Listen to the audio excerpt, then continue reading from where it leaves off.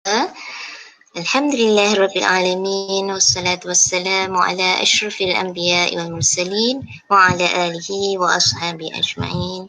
Rabbi shrah li sadri wa yassir li amri wahlul 'uqdatam min lisani yafqahu qawli. Alhamdulillah, bertemu kembali kita dalam segmen bersama Dr. Anda di FB Live Gerakan Wanita Sejahtera. Anjuran bersama Musmedik iaitu Muslimat Medical Team, Dewan Muslimat PAS Malaysia dan juga Gerakan Wanita Sejahtera. Kami mohon maaf di atas kelewatan slot pada pagi ini kerana penceramah kita pun sibuk ya dengan kecemasan di hospital tadi.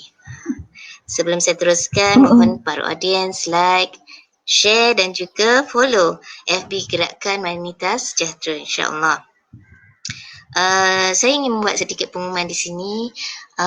Siaran kita yang biasanya setiap 2 minggu sekali, setiap 2 minggu sekali Ahad pagi akan berubah waktu siaran kepada setiap 2 minggu Jumaat bermula 19 Mac pada pukul 9 suku malam, insya-Allah. Okey. Apa khabar semua wanita semua di sana? InsyaAllah saya ingin mengucapkan selamat Hari Wanita kepada semua wanita, sama ada anda seorang gadis, seorang ibu, seorang pelajar, seorang pekerja, ya. Okey, tema Hari Wanita pada tahun ini adalah wanita bangkit mendepani cabaran. Rasulullah mengingatkan kita mengenai kesihatan dengan sabdanya, ada 2 jenis kenikmatan yang sering manusia lupa, iaitu nikmat sihat dan nikmat masa lapang. Bagaimana kita nak mendepani cabaran kalau kita tak sihat? Maka Musmedik pada hari ini membawa topik yang sangat relevan dengan wanita dan sistem reproduksi wanita, tentang fibroid, simptom dan rawatannya, insya-Allah. Okey, bersama kita pada hari ini adalah Dr. Mastura binti Muhammad Mukhtar. Assalamualaikum Dr. Mas, apa khabar? Waalaikumsalam warahmatullahi taala wabarakatuh. Kak Tun, lembut betul suara Kak Tun ni. Saya ada terbuai. Okey. Ada. Okey, dah bertenang sedikit Mas, tadi kelang kabut sikit di hospital. Ya, ada staff saya sendiri mengalami mengandung di luar rahim. Kebetulan saya pula pakar seorang dekat situ, jadi saya menjalankan tugas saya lah. Okey. Kami minta maaf lah kepada audiens di atas kelewatan ini. InsyaAllah kita pinjam sekejap buat masa Dr. Mas untuk sejam dalam slot pada hari ini tentang fibroid. Okey, sedikit pengenalan tentang Dr. Mas Beliau berasal daripada Pekan Pahang, sudah berkahwin dan mempunyai 4 orang anak. Merupakan graduan perubatan dari St. Andrews dan Manchester University dan seterusnya melanjutkan pengajian dalam bidang Master ONG di UKM. Beliau pernah berkhidmat di Hospital Muar, Hospital Seremban dan kini di Hospital KPJ Selangor. Okey, Dr. Mas, insya-Allah bolehkah saya mulakan dengan soalan pertama? Boleh. Okey. Sebenarnya Dr. Mas, apakah fibroid itu? Bolehkah Dr. Mas jelaskan? Okey, terima kasih Kak Tun atas introduction yang very simple and sweet. Okey, sebelum kita teruskan kepada perbincangan seterusnya berkenaan dengan simptom dan perawatan fibroid.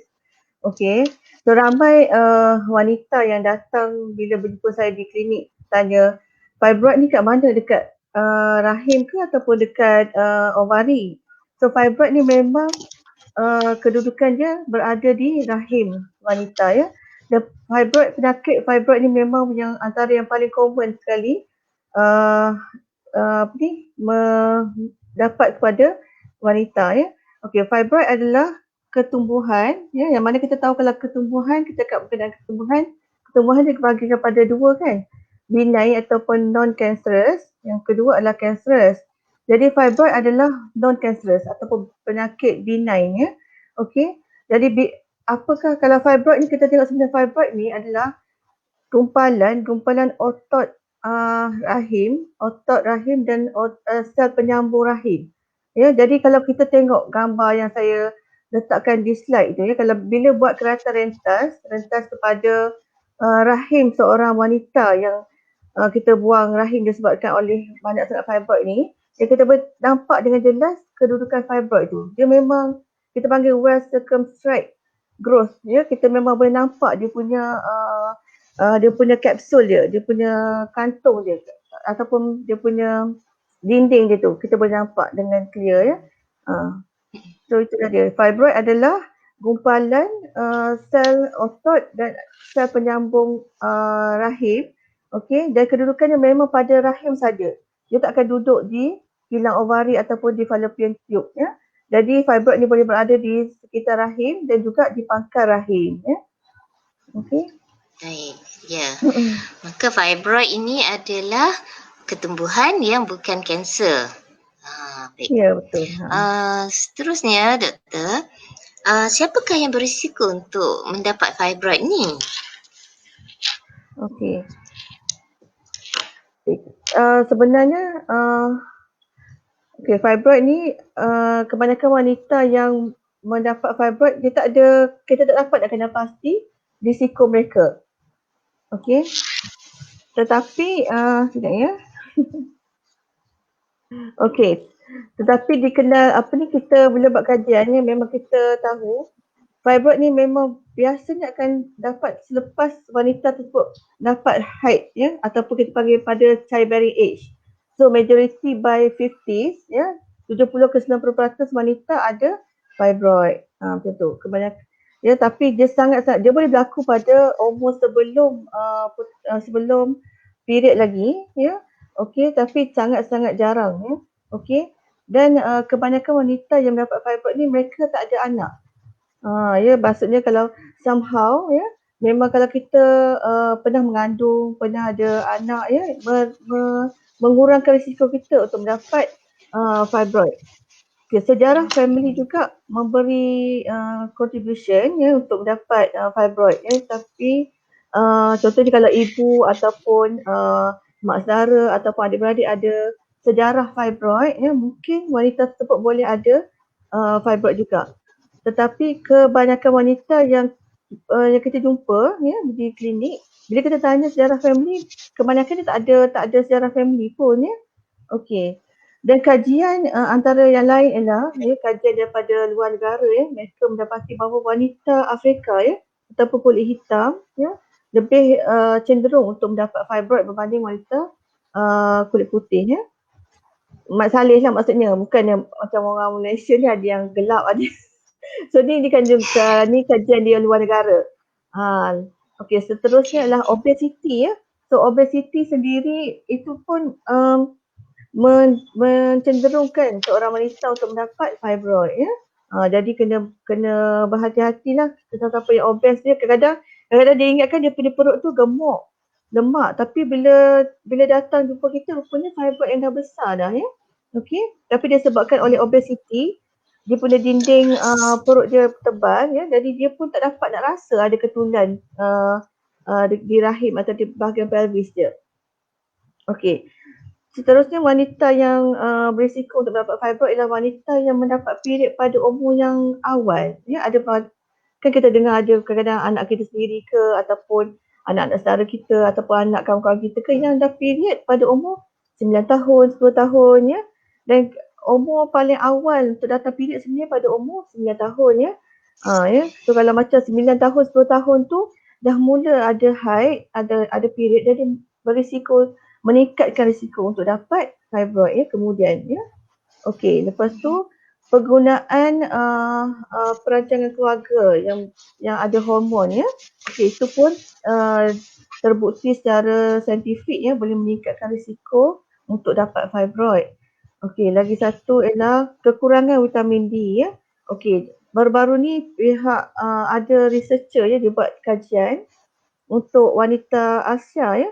Jadi memang terbukti 70% wanita Asia memang kurang vitamin D ya. Mungkin sebab kita punya culture sebab panas pun kan, jadi kita pun kurang keluar ke keluar dari rumah, kurang terdedah pada cahaya matahari. Ya, lepas tu kita banyak ramai wanita Malaysia kan pakai baju labuh kan ataupun long sleeve, pakai tudung semua. Jadi kurang terdedah pada ultraviolet. Oleh itu kita kurang vitamin D ya.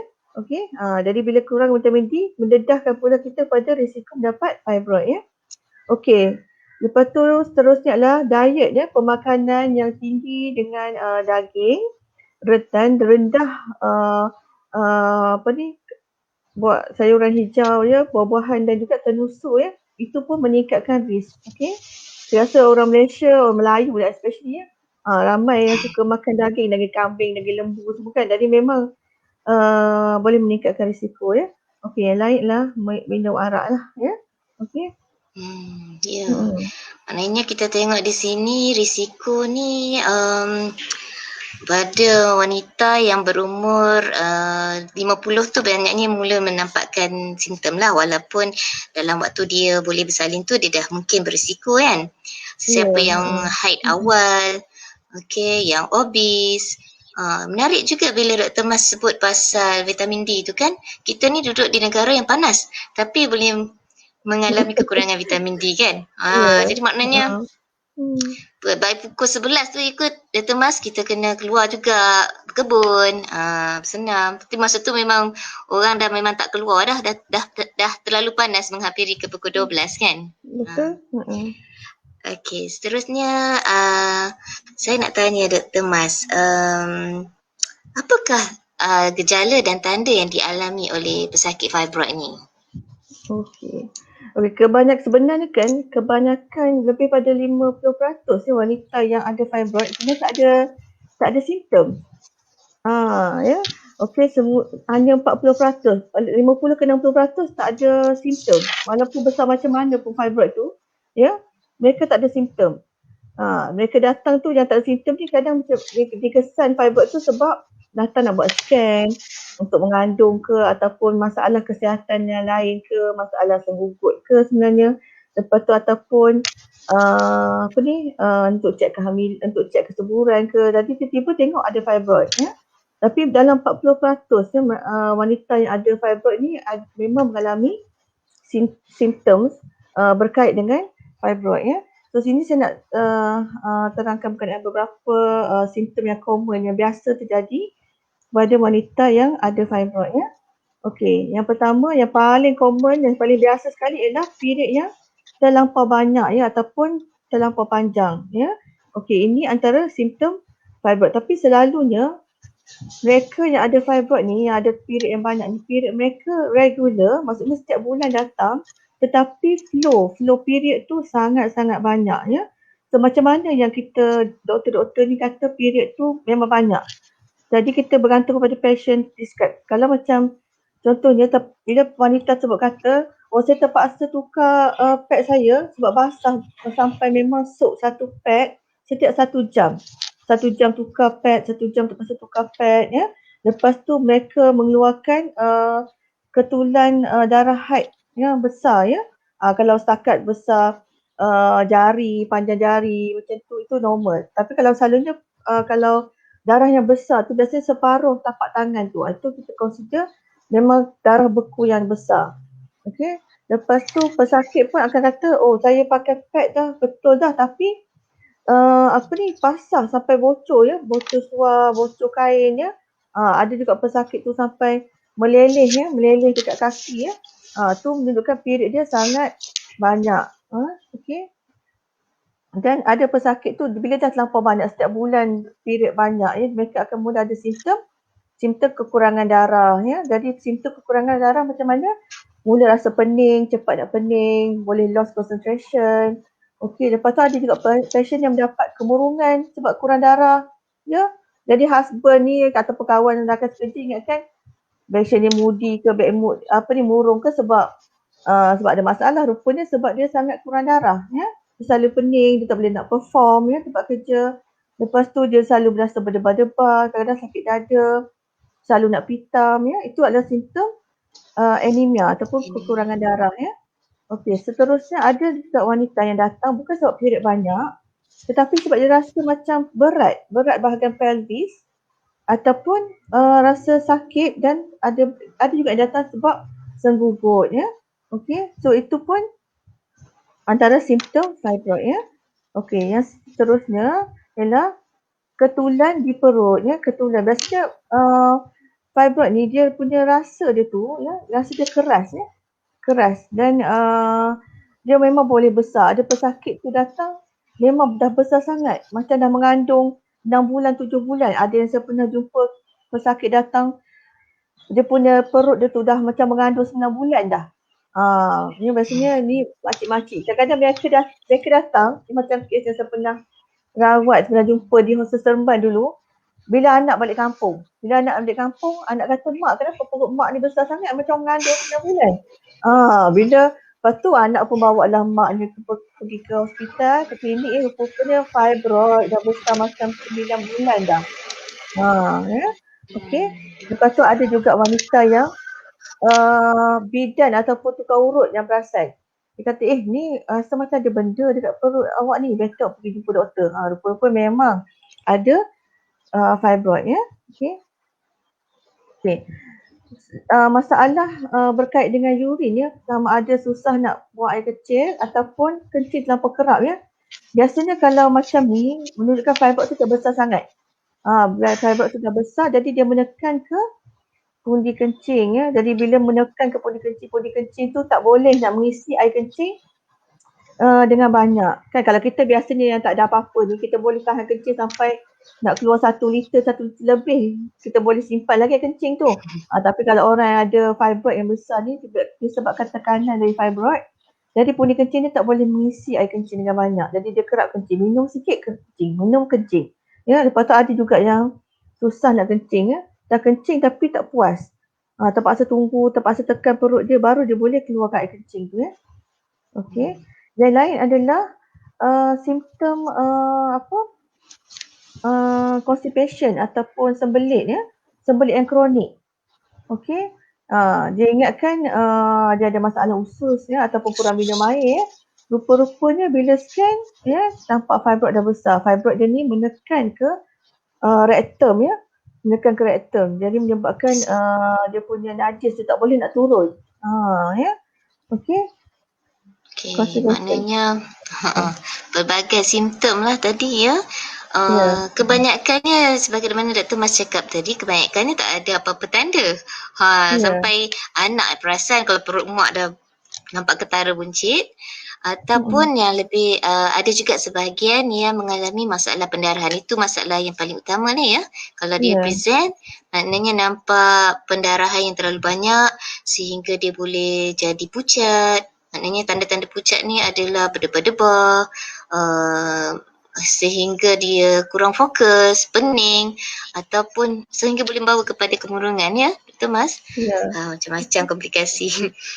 Okey, dan juga tanda-tanda seperti menekan iaitu kerap nak kencing ataupun macam susah nak buang air besar, sembelit. Okey. Dr. Mas, adakah fibroid ini juga menjejaskan wanita untuk hamil? Yang ini adakah tanda-tanda kalau seorang itu susah mendapat fibroid menyebabkan dia susah untuk mengandung? Okey. Sebenarnya sampai sekarang ya saintis dia orang tak boleh dia kata macam tak ada direct correlation, tak ada kaitan yang jelas ya antara kesuburan dengan fibroid ya, sebab kebanyakan wanita yang ada fibroid dapat hamil tanpa masalah dan dapat even masa mengandung pun ada fibroid yang besar pun tak ada masalah, nak melahirkan secara normal pun tak ada masalah ya. Tapi jadi sebab itulah bila buat kajian cuma dalam 3% je yang wanita yang ada fibroid ni mengalami juga masalah kesuburan ya. Okey, dalam 3% je, 3-4% sajalah. Okey, jadi bila kes fibroid yang macam mana boleh mengganggu kesuburan? Okey, yang ini contohnya ya, blockage of tube ya, maksudnya kedudukan fibroid tu dia dekat menutup kepada tube fallopian ya. Ni kalau sebelah, kalau macam sebelah macam ni okey lagilah sebab dia ada sebelah lagi tube yang berfungsi. Tapi kalau kadang tu bila fibroid ni dia boleh sangat besar, okey, lepas tu menutup ruang rongga ke tube fallopian ya. Jadi bila menutup ke rongga tube fallopian, sperma dan ovum ya, daripada ovari tak boleh lah nak kumpul. So tak berlaku lah fertilization ya. Persenjawaan tak berlaku. Jadi macam mana nak berlaku pembentukan embrio dan pregnancy. Yang kedua adalah kedudukan fibroid ya, terutama fibroid yang ada tangkai macam ni, yang menjulur ataupun duduk di dalam kaviti rahim ya. Ni kita panggil pedunculated submucous fibroid ya, ataupun fibroid yang seperti ini kita panggil submucous fibroid yang membonjol ke dalam dinding ke dalam ruang rahim. Ini boleh mengganggu pelekatan embrio ya. Lepas tu jadi bila embrio tak boleh nak melekat, jadi tak berlakulah pregnancy ya.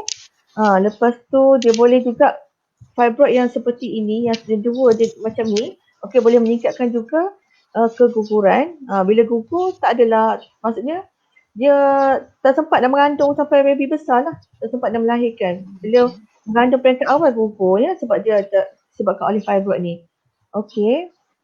Jadi kebanyakan pakar ya, kalau dia nampak fibroid ni membonjol ya, membonjol ke dalam ruang rahim ya, lebih daripada 50% ya, maksudnya dia membonjol besar macam ni, ataupun bertangkai macam ni masuk ke dalam ruang rahim.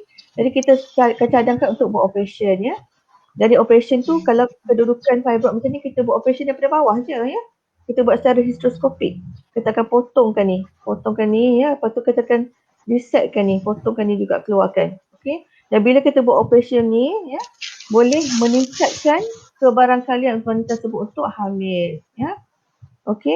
Dan juga ada studi yang kata kalau kita buang fibroid ya pada rahim ya, bila saiz fibroid tu melebihi 5 cm, dia akan improvekan success rate kebarangkalian untuk berjaya kalau buat rawatan kesuburan ya, especially IVF. Lepas tu ada juga pesakit yang ada fibroid, dia susah nak hamil. Sebab apa? Sebab fibroid dia sebab period dia terlampau panjang. Bila period terlampau panjang sampai ke waktu subuh, macam mana dia nak bersama dengan kerap kan? Sebab selalunya kalau kita wanita yang nak mencuba untuk hamil, kita akan suruh dia bersama kerap pada waktu subuh. Tapi wanita yang fibroid ni sebabkan period dia panjang sangat sampai hari ke-15, 16, jadi mereka tak selesa, ataupun kalau ada period pun susahlah nak hamil ya. Sebab darah period tu akan wash out dia punya embrio tu keluar.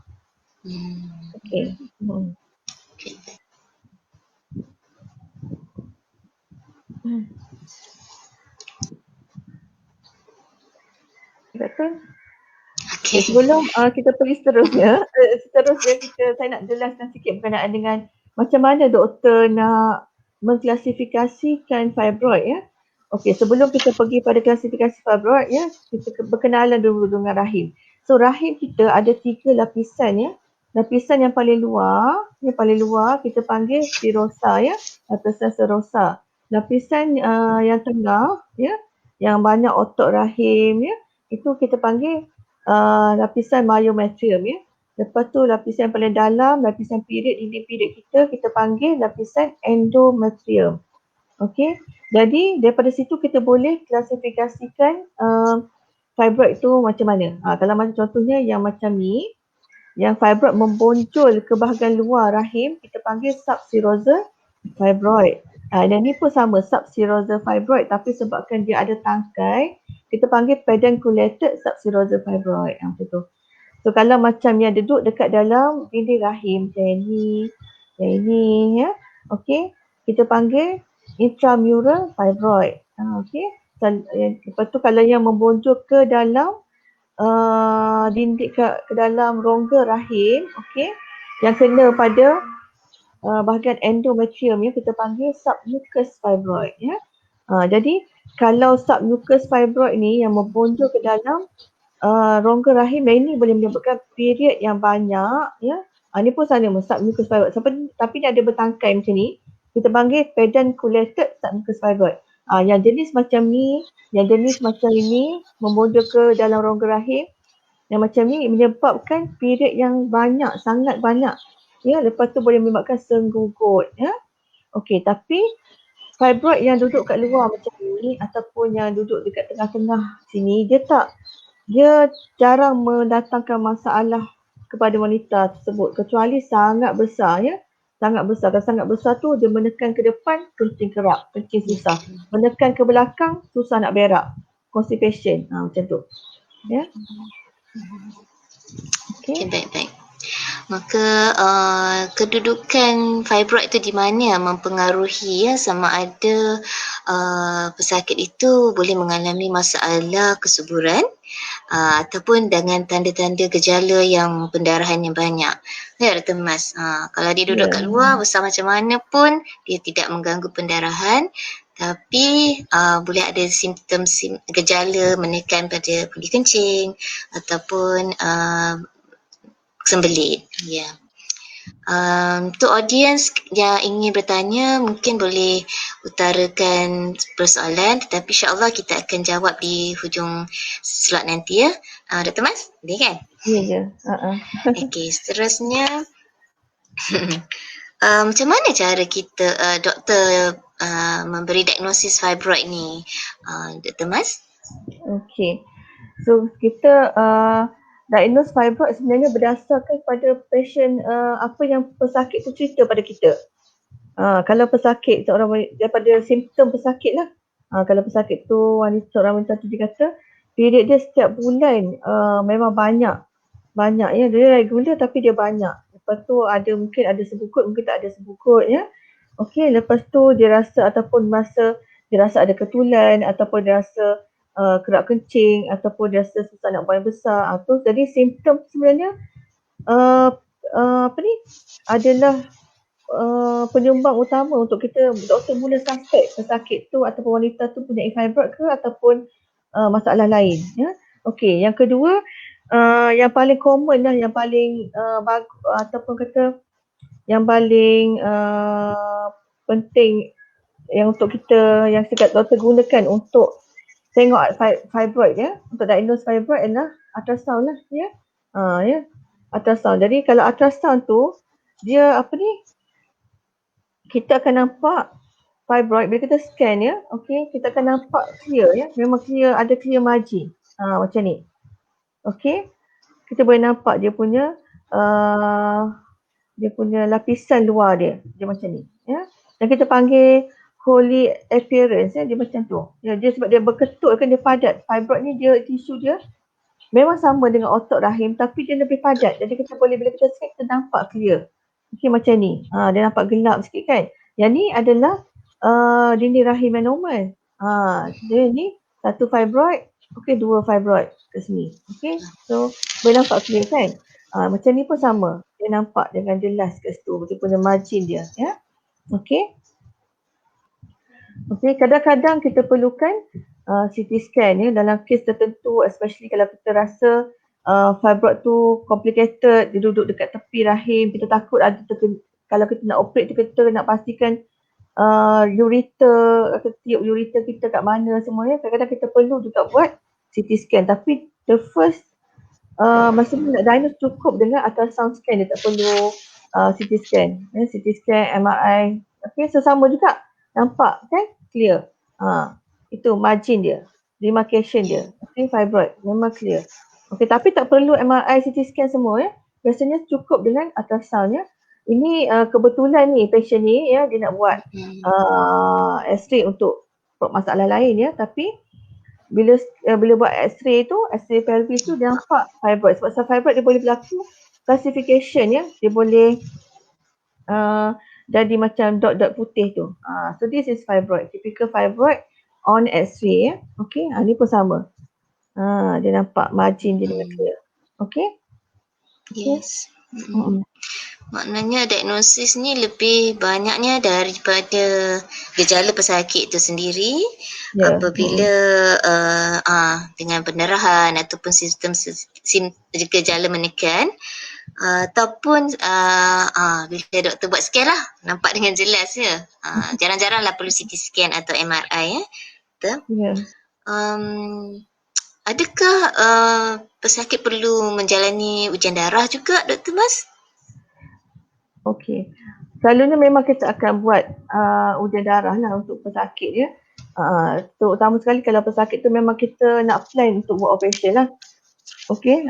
Jadi lagipun ramai wanita yang ada fibroid, bila kita tanya berkenaan dengan period, mereka kata period saya normal doktor.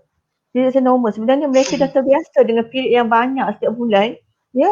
Jadi bila kita ambil darah tu, kita tengoklah darah dia memang sangat rendah hemoglobin dia. Kadang 6, 5 ya. Jadi kalau darah yang rendah tu kita kalau nak buat operation kita tak baguslah nak buat tak boleh nak buat operation dengan hemoglobin yang rendah, nanti berisiko tinggi ya. Jadi kita akan ada rawatan seterusnya. Lepas tu kita ambil baseline renal profile ya, tengok buah pinggang semua. Lepas tu ujian blood glucose jugalah ya. Sebab ada ramai juga wanita yang macam dia tak pernah tahu pun dia ada masalah buah pinggang ke ataupun fibroid yang terlampau besar kadang boleh menekan kepada tube ureter menyebabkan dia boleh bermasalah, ada masalah di buah pinggang ya. So kalau memang masalah kat buah pinggang tu memang kena segera buat operation. Jadi bila kita buang fibroid tu dengan sendirinya masalah tekanan kepada tube ureter dan juga buah pinggang tu akan recover, akan boleh pulih ya. Okey. Baik. Ujian darah ni lebih nak tengok keadaan betapa komplikasi yang mungkin telah berlaku, sama ada dia dah jadi anemia pucat ataupun menekan pada organ pundi kencing ataupun ureter lah, salur kencing tu sendiri ya. Sehingga menyebabkan komplikasi pada buah pinggang pula. Ya. Okey. Baik. Mungkin Dr. Mas boleh kongsi ke apakah rawatan yang boleh kita buat bagi pesakit-pesakit fibroid ni? Okey, rawatan fibroid. Okey. Rawatan fibroid ni bergantung pada simptom ataupun gejala yang pesakit tu ada, ya, satu. Nombor dua, adakah wanita tersebut perlu nak mengandung lagi ke tak nak mengandung dah. Macam tu. Sebab yang tu especially kalau kita nak decide nak buat operation, nak buang fibroid saja ke ataupun nak buang rahim ya. Lepas tu umur pesakit pun mainkan peranan juga ya untuk kita buat keputusan nak buat rawatan macam mana ya. Okey. Lepas tu okey, jadi doktor ni kita ada kita punya strata ataupun kita punya step untuk manage ya. So selalunya kita pergi pada conservative management, maksudnya tak buat apa-apa. Kita cuma monitor je. Kebanyakan pesakit yang ada fibroid ya, terutama sekali yang fibroid dia kecil ataupun dia tak ada simptom. Dia datang tu sebab nak buat scan tiba-tiba nampak fibroid. So kita boleh konservatif dia, tak payah buat apa-apa, tapi kita kena monitor lah, kita kena pastikan ataupun advisekan pesakit atau wanita tersebut untuk datang ke klinik untuk scan secara berkala lah, setiap 6 bulan ke setahun sekali ke ya. Okey. Sebab lagi pun kita tahu ya fibroid ni selepas dia boleh kecut je bila kita dah menopause ya. Jadi kalau tak semestinya fibroid ni kena buat operation ya. Okey. Lepas tu banyak juga kita gunakan ubat-ubatan ya, ubat-ubatan untuk merawat pesakit yang ada gejala fibroid ya. Contohnya kalau pesakit tersebut, wanita tersebut ada kurang darah ya, jadi kita akan bagi ubat ataupun vitamin suplemen untuk tambah darah ya, zat besi ya. Okey. Kalau wanita tersebut period dia memang haid dia memang banyak setiap bulan, kita akan bagi ubat untuk kontrol, untuk kurangkan flow period tu. Selalunya kita memang ada ubat transamin ya. Ubat transamin ni memang common. Actually wanita kita boleh beli pun over the counter transamin ni sebenarnya ya. Tapi sebaiknya selepas mendapat konsultasi daripada doktor lah. Lepas tu kita banyak juga menggunakan hormon ya. Hormon untuk kontrol, sebab hormon ni sama ada hormon biasa seperti norethistron, provera ya, ataupun hormon perancangan keluarga, family planning ni boleh bantu sebenarnya untuk mengurangkan flow period. mengurangkan kadar period wanita ya. Dan ada juga wanita yang ada fibroid masalah period tak regular. Jadi pil hormon ataupun pil perancang family planning ni boleh selain pada mengurangkan flow period, dia boleh regularkan period wanita tersebut ya. Okey, so lain wanita lain keperluan ubatan ya. Okey, jadi bila ubat makan ya, ubat yang secara oral tak jalan, tak berkesan, kita boleh bagi ubat injection. Ni biasanya wanita yang mengalami pendarahan yang teruk. Maksudnya dia datang tu, dia kata bleeding dia tengah banyak. Lepas tu dia dah mula rasa pening ya. Okey, jadi kita akan bagi injection transamin ya. Okey, transamin. Okey. Antara pilihan yang lain untuk pesakit yang ada gejala fibroid ya, kita boleh bagi Mirena coil. Mirena coil ni adalah IUCD yang kita masukkan ke dalam rahim wanita dan dia boleh duduk kat situ selama 5 tahun. Jadi sesuai, tapi tak semua wanita yang ada fibroid sesuai lah ya. So doktor pakar akan buat keputusan lah mana wanita yang ada fibroid sesuai untuk menggunakan Mirena coil. Sebab Mirena coil ni disebabkan nature dia berubat, dia boleh mengurangkan flow period ya. Flow period ya, sometimes boleh patient tu tak ada period ya selepas setahun menggunakan Mirena. Okey, memang sangat bagus. Mirena ni kita bukan gunakan untuk fibroid saja. Kalau wanita yang macam masalah period banyak tapi tak ada fibroid pun kita boleh gunakan Mirena coil juga. Okey, seterusnya kita ada ubat injection ya, hormon ya, yang boleh menghentikan period, okey, dan juga mengecutkan fibroid. Okey, selalunya kita gunakan injection ni untuk pesakit yang fibroid dia besar sangat ataupun pesakit tu, wanita tu dia punya period dia banyak sangat sampai kurang darah dan kita nak berhentikan period dia, nak kecutkan rahim, nak kecutkan fibroid dia, kita bagi injection ni selama beberapa bulan ya. Okey, jadi bila period tak ada, jadi dengan sendirinya darah merah wanita tersebut, hemoglobin dia akan naik semula. Jadi bila nak buat operation selepas 3 bulan macam tu, hemoglobin dia dah normalize. Jadi tak perlulah kita nak masuk darah sebab kita tahu kan kalau kita masuk darah ada risiko kan untuk blood transfusion. Okey, dan juga di samping tu injection ni dia boleh bantu kecutkan fibroid ya. Jadi senang untuk kita buat operation nanti. Okey, so kadang-kadang terpaksa jugalah kita masukkan darah kepada pesakit yang severe anemia ya.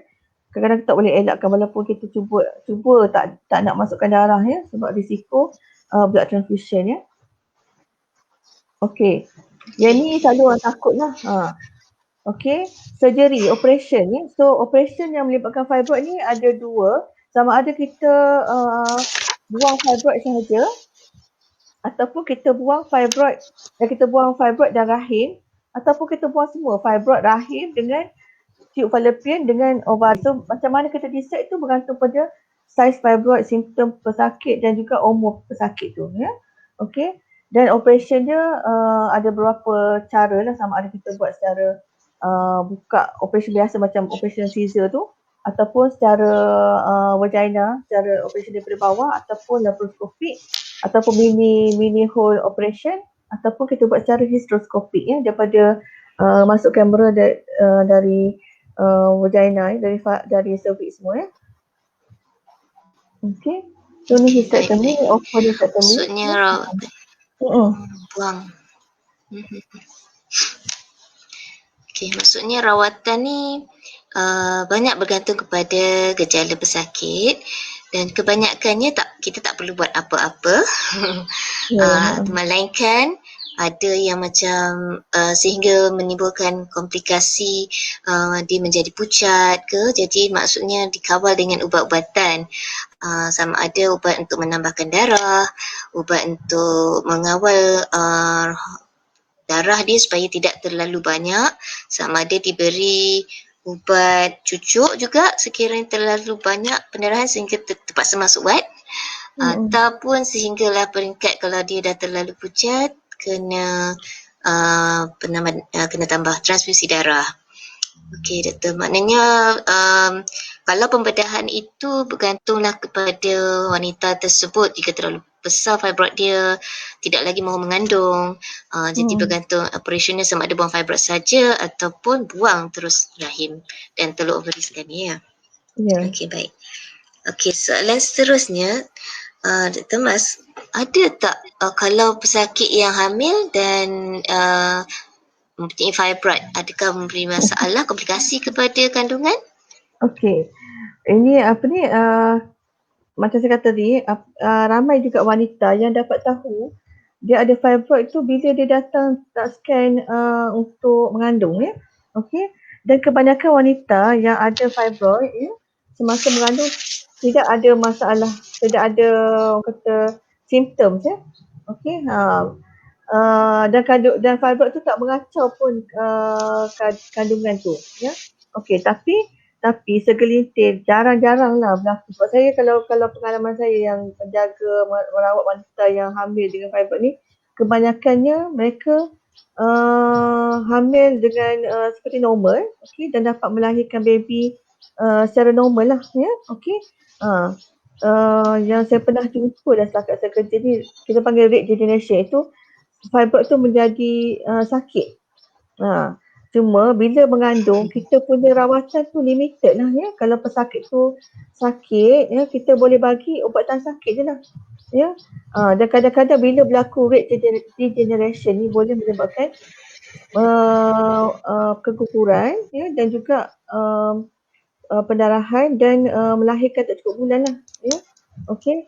Tapi jarang lah yang ada fibroid besar pada saiz baby pun tak ada masalah semasa mengandung. Okey. Alhamdulillah. Lepas tu ada juga cuma kalau macam fibroid tu besar sangat ya, dan dia duduk, dan kebetulan uri dia duduk menempel melekat pada fibroid ya, kadang-kadang boleh menyebabkan dia uri tersebut susah nak lekang sampai bersalin, jadi boleh menyebabkan pendarahan sebabkan uri lambat lekang, ataupun rahim susah nak mengecut selepas bersalin ya, jadi bertumpah darah lah. Itu. So yang tu biasanya tak banyak ya Dr. Mas. Tak banyak, memang tak yang banyak. mengganggu. Kebanyakannya normal je. Banyakkannya tidak mengganggu kehamilan. Kadang-kadang ada pendarahan ataupun sedikit sakit lah ya disebabkan rate degeneration ni. Okey, baik-baik. Okey, baik. Kesimpulan yang saya boleh dapatkan pada perkongsian Dr. Mas pada hari ini adalah fibroid adalah ketumbuhan yang bukan kanser. Okey. Dan siapa yang berisiko untuk mendapat fibroid ini adalah lingkungan mereka yang kadang-kadang tiada anak, yang mengalami haid pada waktu usia yang muda seperti 9 tahun ataupun mempunyai BMI yang tinggi, obes, lebih berat badan. Juga kebanyakannya tidak ada tanda apa-apa, melainkan kadang-kadang nampak perut buncit ataupun ada juga yang datang dengan pendarahan yang terlalu banyak sampai kan dia dah macam biasa dengan pendarahan darah yang banyak ya. Jadi wanita yang nampak macam ada pendarahan ni memang kena terus berhati-hatilah ya, maknanya kena confirm betul ke masalah pendarahan banyak sangat ni sampai dia pucat atau pitam kan. Okey, dan hanya 3% sahaja fibroid yang ada masalah kesuburan. Maknanya kebanyakan tidak ada masalah untuk mengandung. Okey. Dan rawatannya bergantung kepada gejala pesakit lah, sama ada terlalu banyak pendarahan atau telah pucat ataupun dia tidak lagi mahu hamil, maka sama ada doktor bagi ubat untuk kecutkan, seterusnya operation ataupun dia kecut sendirilah dengan menopause. Okey. Kita ada soalan tak admin ya? Teknikal. Dekat ni tak nampak soalan ya. Tadi macam saya ternampak lah soalan pasal adakah makanan segera boleh menyebabkan fibroid? Adakah dia related dengan pemakanan kita?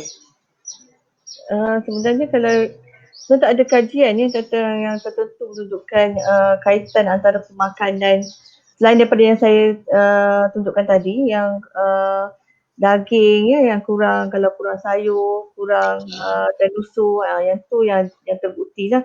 Tapi kalau macam kata saya selalu makan McDonald ke, saya selalu makan jajan ke menyebabkan fibroid, itu tak ada kajian lah. Tak ada kaitan. Tapi kalau macam sebaiknya sebab kita kena mengamalkan healthy lifestyle kan. Ya. Jadi kena kurangkanlah pemakanan yang tak sihat ni ya. Okey. Nanti dapat obesity, nanti dapat pula fibroid. Kurangkan daging merah. Kurangkan daging merah. Ya, banyakkan sayuran hijau. Okay. Okey, baik. Ada soalan lagi? Tadi nampak macam ada lah.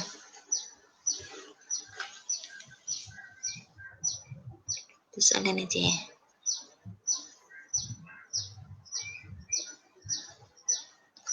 Okey, soalan daripada Yahani Ali, Doktor. Apakah kesan yang akan dihadapi oleh wanita sekiranya rahimnya terpaksa dibuang? Okey. Stres juga tu.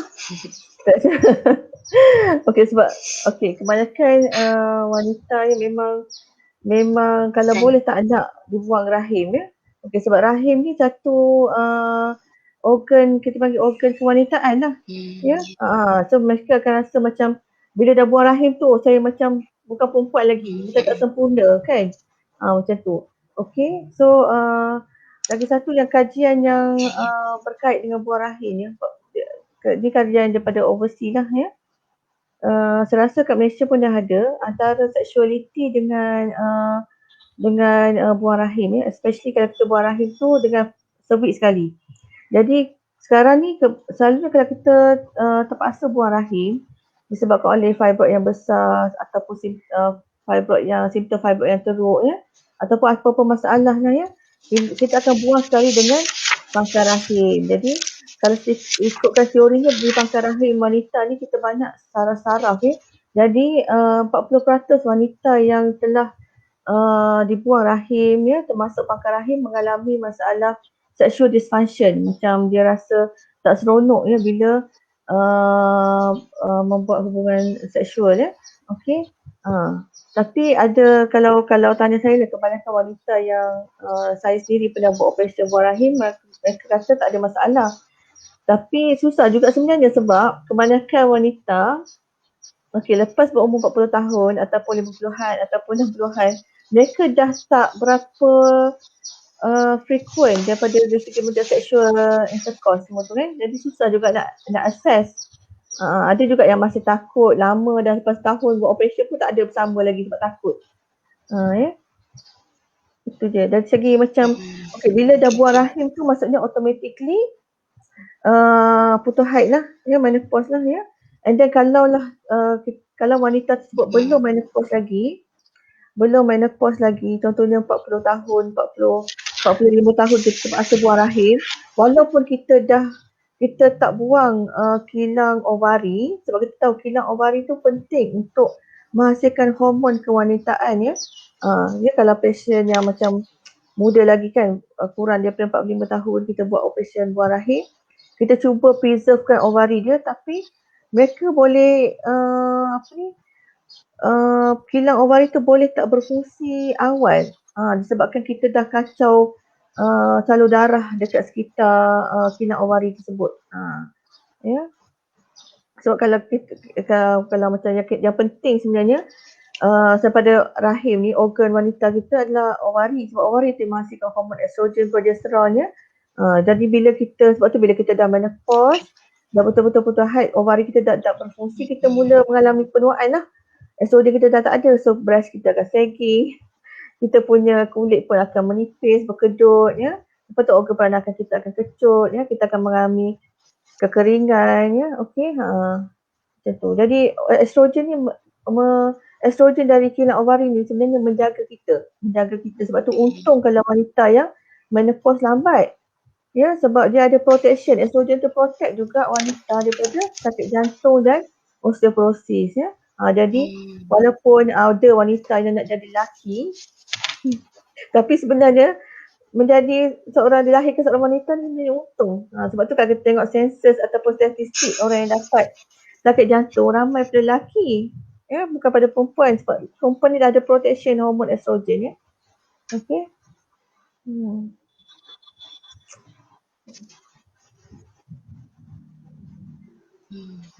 Baik.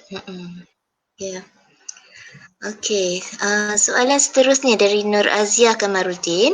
Adakah fibroid ini boleh wujud selepas umur melebihi 50 tahun?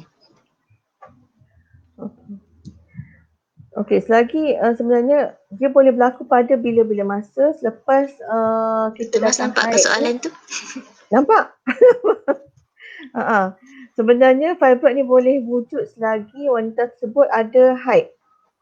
Okey, tapi kalau wanita tersebut dia tak ada haid lagi, okey, maksudnya kilang ovari dia tak ada estrogen dah, tapi tiba ada fibroid ya. Jadi kita takut benda tu bukan fibroid yang biasa, mungkin leiomyosarcoma ataupun kanser kanser rahim. Okey. Jadi macam kita kata biasanya fibroid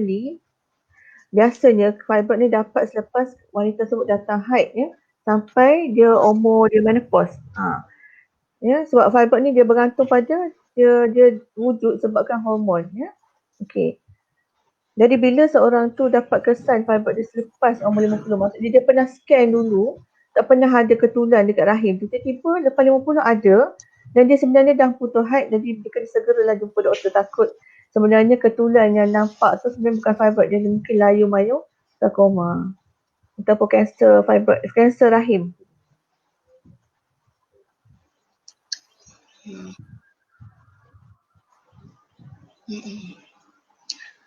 Okey, maksudnya fibroid ni kebanyakannya pada umur wanita tu masih ada haid.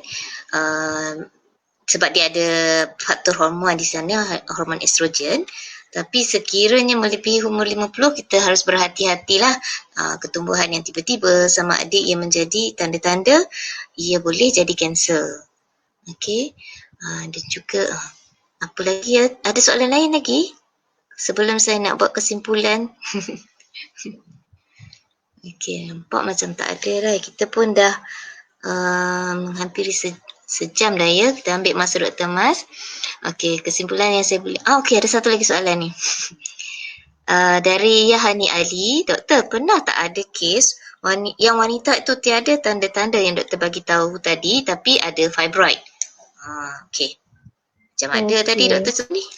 Ya, sebenarnya 50 ke 60% wanita yang ada fibroid tak ada simptom, tak ada gejala ya. Okey, selalunya mereka datang, contohnya mereka datang nak buat medical check up. Okey, bila doktor scan tengok ada fibroid besar pula tu. Bila kita tanya pesakit wanita tersebut ada tak gejala-gejala berkaitan dengan fibroid, dia kata tak ada. Jadi memang, dan kajian kata pun memang 50 ke 60% wanita yang ada fibroid tak ada gejala fibroid pun. So memang ada. Okey. Doktor, kita boleh ambil soalan lagi ya? Dekat ujung-ujung ni lah soalan datang. Dari Mami Mirza. Doktor, apakah suggestion dari doktor untuk klien yang ingin mengamalkan kaedah perancang keluarga jenis hormon seperti implanon, pil dan injection tetapi mempunyai sejarah keluarga yang ada fibroid? Agak sukar meyakinkan klien untuk menggunakan IUCD dan kondom. Boleh Dr. Mas kongsi tentang kaedah perancang keluarga bagi klien ini? Okey. Faktor sejarah keluarga dia yang ada fibroid. Jadi dia pun tak yakin nak guna. Okey. Sebab jadi sebab tu bila kita nak menggunakan kaedah family planning, sebaiknya kita berjumpa dengan doktor dulu ya, tak semestinya pakar pun ya. Doktor untuk diberikan nasihat ni dan diperiksa ya. Jadi kalau macam tadi bila saya present tadi memang ada kajian menunjukkan ada kaitan di antara penggunaan perancangan keluarga dengan fibroid ya. Apatah lagi kalau seorang wanita tu punya sejarah family, sejarah keluarga yang ada fibroid ya. Okey. Jadi doktor bila nak gunakan family planning perancangan keluarga macam implanon ke ataupun pil hormon, pil perancangan lain tu sebaiknya berjumpa dengan doktor dulu. So doktor akan buat pemeriksaan, buat pap smear semua dan berbincang ya kaedah yang sesuai. Saya kebanyakan pesakit saya memang menggunakan kaedah implanon ya, ramai juga yang menggunakan injection depo setiap 3 bulan ya. Okey, tapi mereka sama saya punya staff ke atau patient saya sendiri yang bersama dengan saya, dia akan datang. So kita akan periksa dulu dan bagi berbincang kaedah yang sesuai ya. Dan kebanyakan pesakit yang ada fibroid pun tak ada sejarah family. Tapi yang bertanya ni dia risau sebab ada sejarah family kan. Tapi Sejarah keluarga. sejarah keluarga tapi jaranglah ada juga pesakit yang mak dia ada fibroid tapi dia tak ada fibroid, dia ada cyst ataupun ada masalah lain. Tak semestinya. Dia punya kebarangkalian tu sangat-sangat kecil ya untuk dia pun ada sebenarnya. Kaitan tu tak betul establish. Kajian tu dia tak kata betul-betul macam kalau mak ada, anak 15%. Tak ada macam tu. Dia cuma kata ada kaitan sahaja. Yes.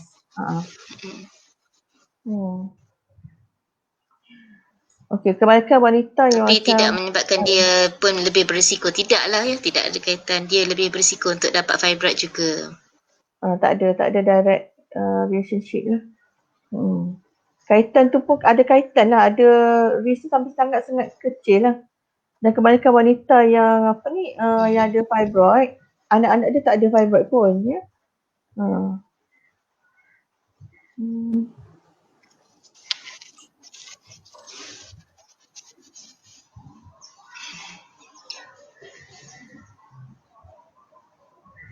Okey, baik. Sekarang kita dah menghampiri 11.45 ya. Okey, doktor.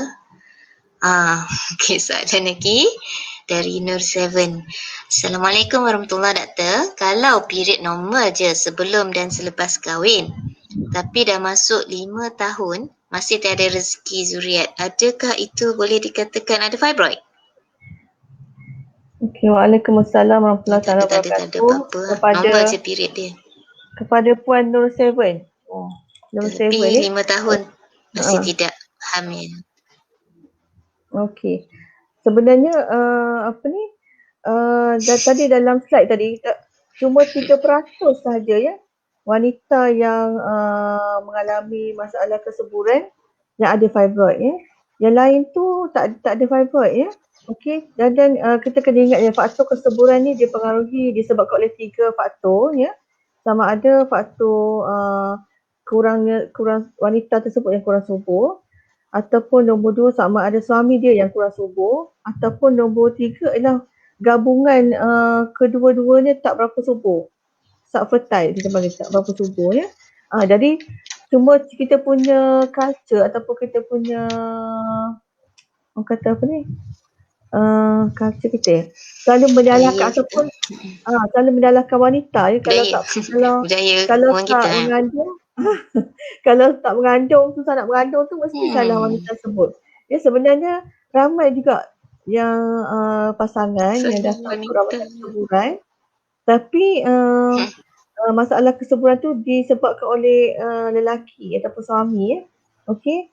Jadi kalau puan yang sudah 5 tahun kahwin, kita panggil primary subfertility, infertility ni, kena datang jumpa doktor untuk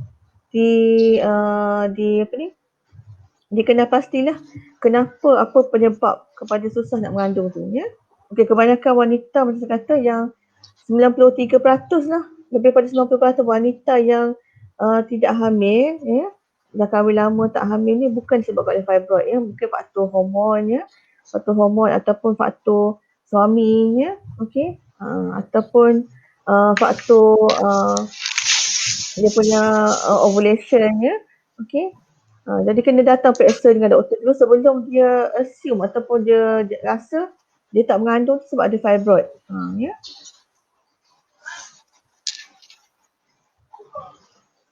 Okay. Fibroid boleh menyebabkan ketidaksuburan, tetapi bukanlah jumlah yang besar, hanya 3% sahaja. Tapi bila dah macam masih tidak hamil, maknanya lebih baik membuat penyiasatan lanjutan kan. Sebabnya banyak faktor-faktor lain juga, kadang-kadang hormon. InsyaAllah. Okey.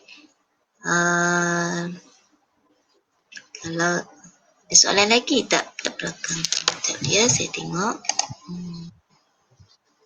Okay. Kita tak sebut pasal ni ya, Doktor. Dari Hasanah Ramli, adakah perbezaan fibroid, apakah perbezaan fibroid dan cyst? Ada beza. Apa bezanya, Doktor? Okey, Puan Hasanah. Assalamualaikum. Okeylah, ini memang soalan yang selalu dilemparkanlah kepada doktor ya. Okey, walaupun sudah tunjukkan gambar fibroid itu dekat bila kita buat ultrasound tu kita tunjuk dekat patient ataupun dekat suami pesakit wanita tersebut, mereka masih lagi keliru ya apa beza antara fibroid dan cyst, and then lokasi fibroid tu kat mana, dekat rahim ke dekat ovari ke. Okey, fibroid ni memang dia punya kedudukan dia memang pada rahim.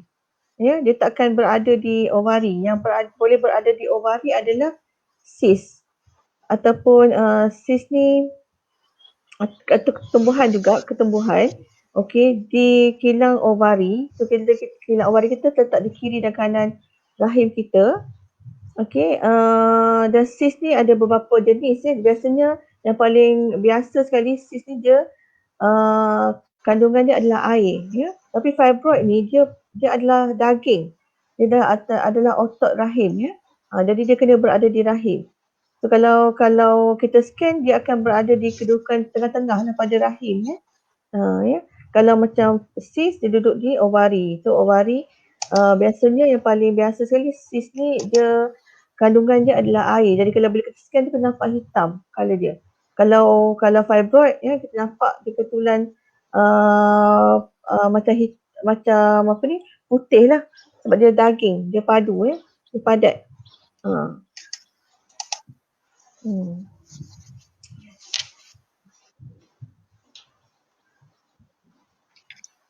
Okay. Sebenarnya dua-duanya adalah dua entiti yang berbeza lah. Sebab kedudukan fibroid ni lebih kepada fibroid lebih kepada dinding rahim itu sendiri. Tapi cyst adalah yang melibatkan kilang telur. Itu dia beza dia. Kedudukan dia berbeza. Asal organ yang terlibat kan. Okey. Dr. Mas boleh menjawab soalan lagi ke? Boleh. Boleh Dr. Mas? Boleh. Okey. Ada satu soalan menarik juga lah Dr. Mas. Tadi kita ada bincangkan tentang kadang-kadang penggunaan pil perancang adalah faktor yang boleh menyebabkan fibroid sebab dia pun ada hormon estrogen kan. Tetapi dalam masa yang sama pil perancang juga boleh merupakan satu rawatan untuk fibroid.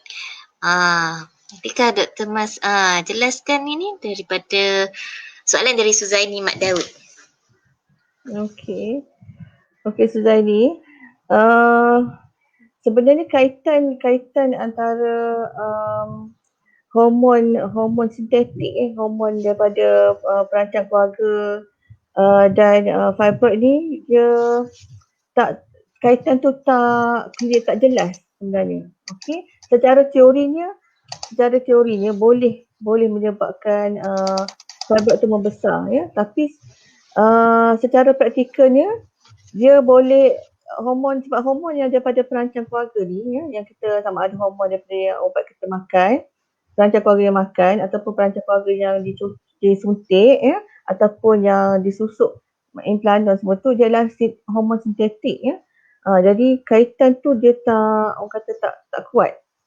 Jadi Disebabkan itu kita menggunakan hormon-hormon sintetik ini untuk merawat pula pesakit-pesakit yang ada fibroid yang sesuai lah, ya. Okey. Tapi hormon yang injection macam Lupin, yang injection yang tak datang haid selama, yang kita berhentikan haid dia selama 3 bulan, 6 bulan semua tu, itu lain. Sebab yang tu dia hormon dia dia bila kita cucuk hormon yang tadi, yang kuat tu, dia menyebabkan otak dia berhenti menghasilkan hormon untuk merangsang kilang ovari. Jadi bila kilang ovari dia berhenti berfungsi disebabkan oleh hormon injection tadi, tak adalah estrogen dan progesteron yang keluar. Jadi fibroid tu tak dapat makanan daripada estrogen dan progesteron. Jadi dia boleh, dia kecut lah, dia mengecut. Dan pada masa yang sama, disebabkan ovari tak berfungsi, jadi pesakit tersebut tak ada period, ya. Okey, cuma yang tadi penggunaan pil perancang tu, kaitan tu pun sama juga. Dari segi teorinya, disebabkan dia ada sintetik estrogen dengan progesteron ni, okey, secara teorinya boleh merangsang, okey, tetapi secara praktikalnya dia dia tak clear, dia tak jelas, dia tak macam ni. Sebab tu kita boleh gunakan ubat-ubat ni untuk membantu wanita yang ada fibroid. Contohnya wanita yang, sebab hormon sintetik yang perancang ni, yang kita tahu dia ada, kalau masa saya periksa master dulu, macam hormon perancang ni dia ada 10 lebih pada 5 kebaikan lah. 5 kebaikan selain daripada untuk family planning. Jadi pil perancang hormon macam Mercilon, Yasmin ni dia boleh mengurangkan flow period, okey. Dia boleh mengurangkan senggugut, okey. Dia boleh membetulkan kitaran period, ya, okey. Lepas tu dia boleh menstabilkan hormon, ya. Sebab tu kalau pesakit yang ada masalah gangguan hormon tak stabil, ya, dan cuba untuk mengandung, kadang-kadang kita mulakan pil hormon perancang Yasmin atau Mercilon beberapa bulan, ya, untuk betulkan hormon dan suburkan wanita tersebut. Macam tu. Jadi apa ni, kalau tanya saya tu lah, kaitan tu tak jelas sebab ni sintetik hormon, ya. Jadi kepada wanita yang sesuai memang kita gunakan pil hormon ataupun pil perancang untuk membantu. Ya.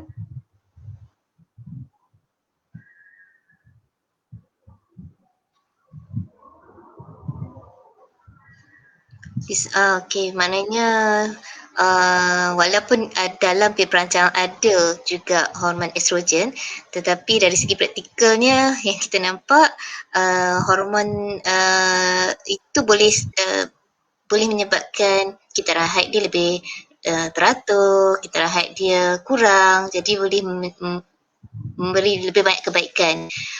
Dan tidak nampak secara kaitan yang tiba-tiba terjadi fibroid pula. Ya, Dr. Mas. Ya. Sebab ada ramai wanita, sebab pil perancang ni, pil perancang kehamilan ni memang majoriti wanita dalam dunia ni menggunakan pil hormon perancang sebenarnya. Tapi kalau tanya saya lah, kebanyakan wanita yang saya jumpa ada fibroid, ya, bila kita tanya berkenaan dengan perancang keluarga, kebanyakan mereka bukan tak pernah ambil apa-apa hormon perancang. Jadi macam maksudnya fibroid ke sis ke apa-apa penyakit lah, kanser rahim ke, kanser pangkal rahim ke, masih lagi misteri. Hanya Allah Ta'ala saja tahu, ya, sebenarnya. Jadi kita boleh melemparkan teori, membuat kajian semua, tapi kebanyakannya tak betul-betul orang kata direct cause lah, ya. Dia ada macam lebih pada association, kaitan, berkait, macam tu. Tapi secara praktikal, secara yang dari segi macam kita yang praktikal, yang buat yang merawat pesakit ni, bila kita tanya pesakit-pesakit kita, okey, kebanyakannya bukan mereka yang mengambil hormon perancang yang lama, macam ambil Implanon ke ataupun Depo bertahun-tahun ke, makan pil perancang bertahun-tahun ke, jadi dapat fibroid, tak ada. Mereka-mereka yang ada fibroid tak pernah menggunakan perancang-perancang hormon. Baik. Maknanya dia tidak berkait dengan cara-cara perancangan keluarga tu. Tapi ialah doktor kan, kadang-kadang nak ambil pil perancang tu sendiri, dia orang pun leceh juga kan. Dia kena berdisiplin lah tu. Itu yang tak ramai yang ingin nak betul-betul disiplin makan buat perancang keluarga tu ya. Okey. Sebenarnya Dr. Mas, kita ni dah menghampiri jam 12. Dr. Mas boleh melayan soalan lagi ke? Saya boleh je, saya suka. Okey. Okey, saya bagi satu lah sebab yalah audience kita pun dah tunggu agak lama tadi. Okey, saya nampak soalan bolehkah soalan dari Puan Razana Zakaria, bolehkah Dr. Mas jelaskan perbezaan endometrioma dan fibroid? Apakah punca dan risiko kanser sama ke doktor? Okey. Endometrioma. Endometrioma ni Endometriosis. fibroid ke doktor? Endometrioma ni Endometriosis berkait kan? dengan, saya rasa yang ni dia nak bezakan antara adenomyosis tak? Endometriosis. Okey. Endometriosis dan fibroid. Okey, kalau endometriosis adalah penyakit wanita juga yang memang common juga, ya, okey. Dan endometriosis ni dia punya penyakit ni berbeza lah, completely different ya, tapi endometriosis dia boleh memberi kesan kepada rahim sebab endometriosis ni boleh menyebabkan rahim tu membengkak. Tapi nak bezakan antara endometriosis dengan fibroid daripada simptom satu. Okey, sebenarnya endometriosis ni pesakit mempunyai lebih pada senggugut yang teruk ya.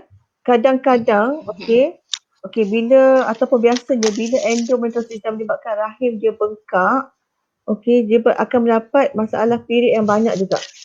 Tapi period yang banyak ni dia tak tentu. Dia kadang macam bulan ni dia normal, lepas tu bulan depan dia banyak dan panjang ya.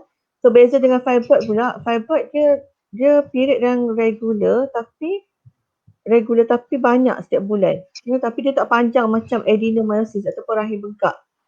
Dan bila kita buat ultrasound ya, kalau fibroid kita boleh nampak dia punya margin ketumbuhan ataupun ketumbuhan fibroid tu, tapi adenomyosis dia nampak rahim tu bulat besar tapi dia tak ada margin. Dia nampak keseluruhan tu sama je rahim tu. Bengkak je. Ya, okey. Jadi lepas tu rawatan dia pun of course dah berbeza lah antara endometriosis di rahim dan dengan fibroid. So adenomyosis pun ataupun endometriosis pun sama juga macam fibroid. Dia dapat lepas wanita tersebut mula ada haid. Ya, tapi lebih pada lepas umur 20-an, 30-an lah. Ya. Okey. Risiko untuk dapat daripada endometriosis untuk bertukar jadi kanser pun sangat-sangat kecil. Ya, lebih kurang juga dengan fibroid. Okey. Very rare. Ya, tak common pun. Memang boleh endometriosis atau bertukar kepada kanser endometrioid adenocarcinoma, tapi sangat-sangat jarang berlaku.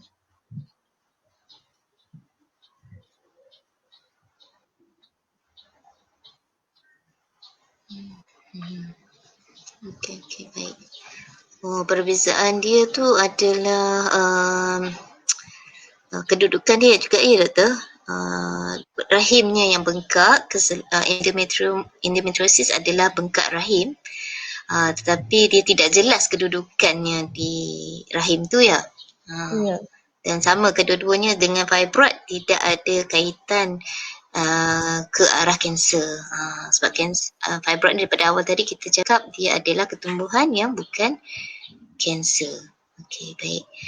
Alright, Dr. Mas, saya rasanya kita dah ambil masa Dr. Mas panjang dan terima kasih. Dr. Mas, ada tak kesimpulan yang Dr. Mas nak buat daripada perkongsian kita pada hari ini? Okey, kesimpulan ya. Okey, segi kepada wanita-wanita di luar sana, okey, kalau mempunyai masalah sakit puan ya, sama ada period yang panjang ke ataupun period yang banyak ya ataupun seguguk ya, bolehlah sebaiknya berjumpalah dengan doktor ya untuk mendapat pengesahan kepada penyebab kepada uh, masalah period tersebut ya. Sebelum kadang-kadang sebab ramai juga wanita ya yang takut nak jumpa doktor tapi tak takut untuk ambil suplemen-suplemen ya kat luar sana ya, yang banyaklah doktor-doktor yang apa ni, yang lebih pakar daripada pakar yang kat hospital ya, akan beri nasihat yang tak patut.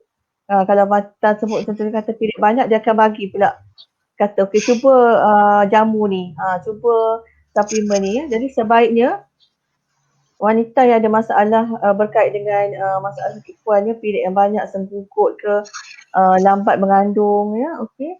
Datanglah berjumpa dengan doktor ataupun pakarnya ya, okey. Okey, itu saja Kak Tun.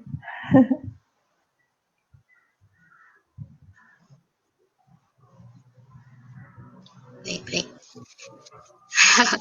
Baik, terima kasih banyak Dr. Mas. Dan juga terima kasih pada ejen teknikal kita pada hari ini, Aisyah. Terima kasih banyak pada semua audiens yang sanggup tunggu ke akhir slot ini walaupun kita agak terlewat mula. Dan juga jangan lupa ya, kita ada topik 2 minggu lagi dengan tajuknya yang agak menarik ya, debaran si jantung hati daripada pakar kardiologis kita, iaitu Dr. Halwani Habizal, insya-Allah. Okey, jangan lupa like, komen dan share di FB Gerakan Wanita Sejahtera. Dan kami mohon maaf di atas segala kekurangan dalam majlis ini. Dan saya akhiri dengan sebuah hadis, yakni Anas meriwayatkan bahawa Rasulullah bersabda, sesungguhnya Allah ketika menciptakan penyakit, diciptakan sekali dengan ubat, maka berubatlah. Ini riwayat daripada Ahmad. Okay, akhir kalam dari saya. Selamat Hari Wanita dan ketahuilah bahawanya anda semua begitu berharga. Assalamualaikum warahmatullahi wabarakatuh. Kita akhiri dengan tasbih kifarah dan soal asr.